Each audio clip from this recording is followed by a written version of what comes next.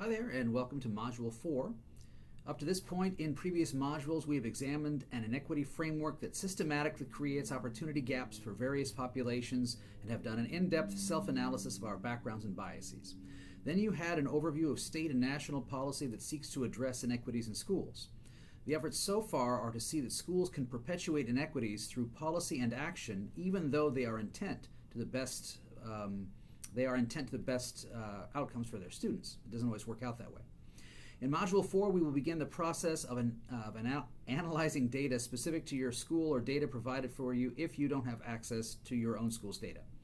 This data regarding teacher equity and experience, certification, or highly qualified, salary, retention, and teacher leave rates is an example of how demographic data can have dramatic impact on the opportunities for students in all types of schools.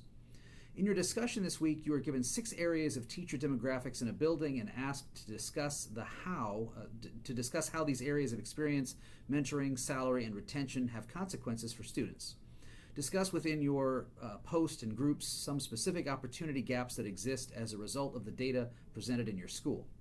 This type of information will help give you a sense of the type of data you will be using in your plan to identify an inequity in your school.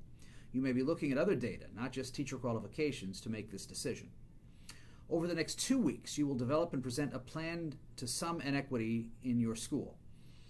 You may choose the issue of teacher qualifications and the inequity that results from that information, or you may choose an issue identified from some other data available to you, like funding data, data around resources available to students, etc. Student demographic information could be helpful in this process of identification. The data may take the form of student achievement data around diagnostic testing like DIBELS or MAP scores or EOC, or using NWEA or STAR reading. Summative test data like ACT scores could be used to spot inequities. Graduation rates, SES data, even attendance data might be used to identify the gap in equity that's taking place in your school or district. Part 1 of your plan looks at demographics in general for your school of choice in the areas of ELL, free and reduced lunch, SPED, gifted, and race. Then you are asked to identify the issues evident from the data you choose to use and show the inequities that manifest themselves from your investigation using the data you have available to you. Next, in the first part of your plan, you will show who would be involved in the process.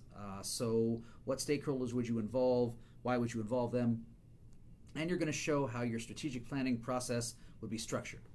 There is little that can be done by a school to address the demographics of its patrons. However, the school does have the ability to determine who they put in front of its students in the classroom. This is why we choose this specific demographic of teacher qualifications to address for your plan.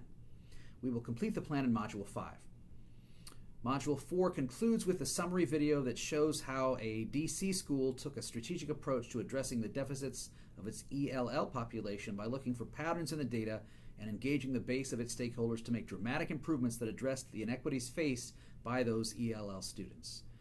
As always, if you need more information, assistance, etc., please reach out. Your course graders or myself.